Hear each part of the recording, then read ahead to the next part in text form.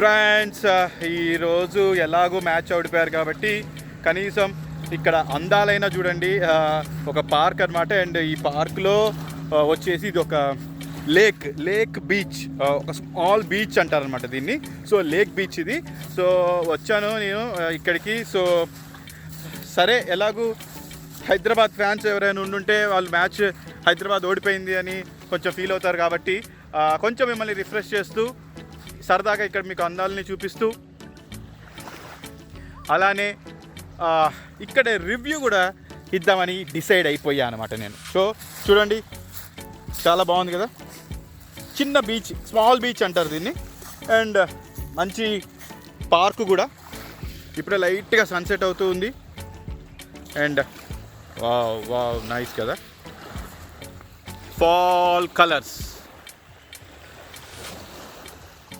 కలర్ఫుల్గా ఉంది.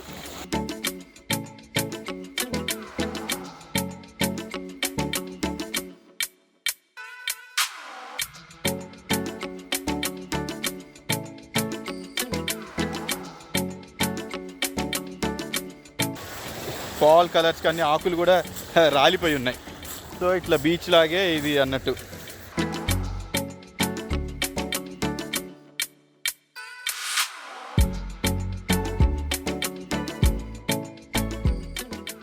Hello friends, IPL 2020 అనాలిసిస్లో భాగంగా ఈరోజు నేను ఒక స్మాల్ బీచ్ దగ్గర ఉండి మీకు ఈ బీచ్ అందాలతో పాటుగా, ఇక్కడ ప్రకృతి అందాలతో పాటుగా అమెరికాలో కొన్ని ఫాల్ కలర్స్ అన్నట్టుగా ఉంటాయి కాబట్టి ఆ అందాలు చూపిస్తూ IPL 2020 అనాలిసిస్ చేద్దాం అనుకుంటున్నాను. అబుదాబిలో జరిగిన మ్యాచ్ ఇది. Qualifier 2 between Delhi capitals versus sunrisers Hyderabad ఓడిపోవడం జరిగింది. అన్నీ సర్దుకొని ఇంటికి బయలుదేరారు. సో ఫస్ట్ అయితే ఢిల్లీ క్యాపిటల్స్ బ్యాటింగ్ చేయడం జరిగింది. శ్రేయస్ అయ్యర్ టాస్ గెలిచాడు. ఏ మాత్రం ఆలస్యం చేయకుండా వాళ్ళే బ్యాటింగ్ చేశారనమాట. దీంట్లో వాళ్ళు చేసిన ఒక మంచి పని ఏంటంటే, పృథ్వీ షా ఓపెనర్గా ఫ్లాప్ అవుతున్నాడు కాబట్టి తను లేడు. Scott Stoinis and Shikhar Dhawan వచ్చారు.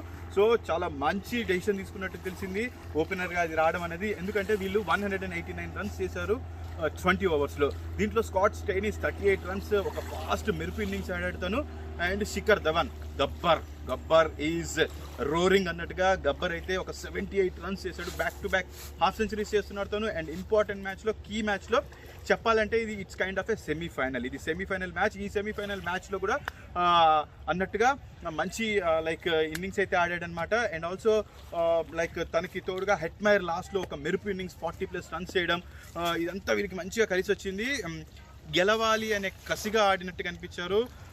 హైదరాబాద్కి 189 రన్స్ అంటే చాలా పెద్దది. అండ్ 190 రన్స్ వీళ్ళు చేజ్ చేయడం అన్నది చాలామంది ముందే ఎక్స్పెక్ట్ చేసి ఉండొచ్చు. బికాజ్ ఈ మ్యాచ్లో కూడా వృద్ధిమాన్ సాహా లేడు. సో బ్యాటింగ్ అనేది ఎప్పుడు చాలా మైనస్ కాబట్టి చాలామంది కొంచెం టెన్షన్ పడినట్టుగానే అయింది. 190 రన్స్ వీళ్ళు చేజ్ చేయలేపారు అనమాట. సో ఇలా వీళ్ళు బౌలింగ్ విభాగంలో చూసుకున్నట్టయితే సన్ రైజర్స్ హైదరాబాద్ మెయిన్ బౌలర్గా ఇన్ని మ్యాచెస్లో ఇప్పటివరకు జేసన్ హోల్డర్ చాలా అద్భుతమైన పర్ఫార్మెన్స్ చేస్తున్న జేసన్ హోల్డర్ 4 ఓవర్స్లో 40 రన్స్ ఇచ్చాడు అనమాట. అండ్ నదీమ్ 4 ఓవర్స్లో 50 రన్స్ ఇచ్చాడు. నదీమ్ కూడా 4 ఓవర్స్లో 40+ రన్స్. సో ఇలా మెయిన్ బౌలర్స్ అయిన వీళ్ళు అంతగా ఆకట్టుకోలేకపోయారు. అండ్ సందీప్ శర్మ కూడా పెద్దగా వికెట్లు పడలేని పరిస్థితి. అండ్ రషీద్ ఖాన్ ఒకడే ఎకనామికల్గా బౌలింగ్ చేశాడు. 6.28 అంత ఎకానమీతో ప్రాపర్గా బౌలింగ్ చేయడం జరిగిందనమాట.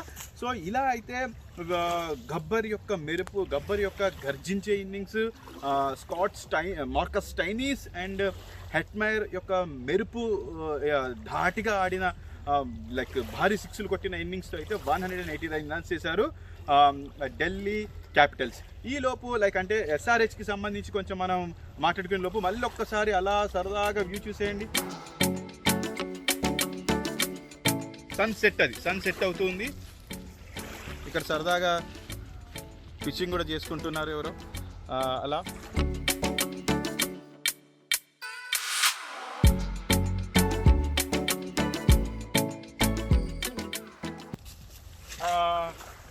SRH బ్యాటింగ్ గురించి మాట్లాడుకుందాం. SRH డేవిడ్ వార్నర్ ఆడితేనే గెలుస్తారు అనేది మనకి క్లియర్గా తెలిసిన విషయమే, హైదరాబాద్ ఫ్యాన్స్ ఎవరైనా ఉండుంటే కనుక. సో అలాంటి SRH పృథ్వీ షా లేడు. డేవిడ్ వార్నర్ మీద చాలా భారం పడిందనే చెప్పుకోవచ్చు.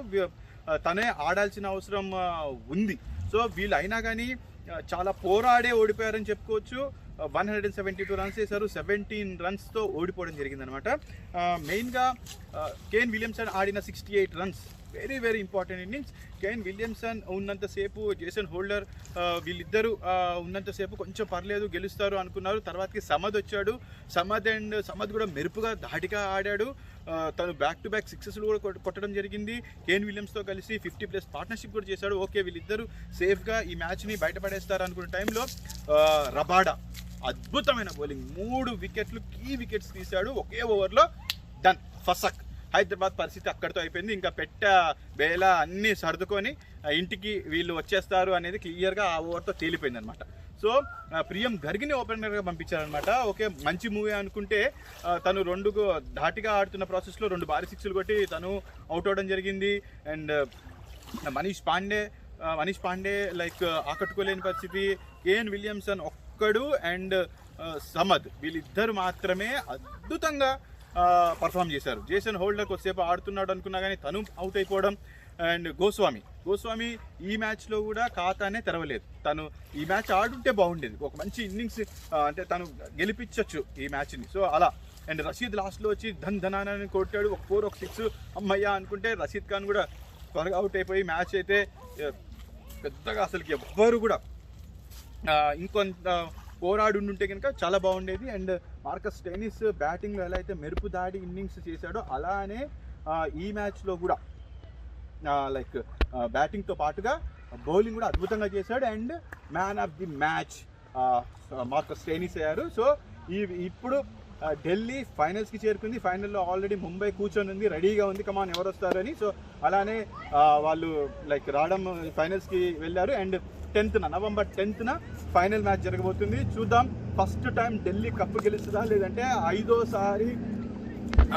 ముంబై ఇండియన్స్ కప్పుని ముద్దాడుతుందా అనేది. So let's wait and see. And friends, ఈ వీడియో కనుక మీకు నచ్చినట్టయితే లైక్ చేయండి, షేర్ చేయండి అండ్ కామెంట్ చేయండి. మళ్ళీ ఒక్కసారి చూపించండి అక్కడికి.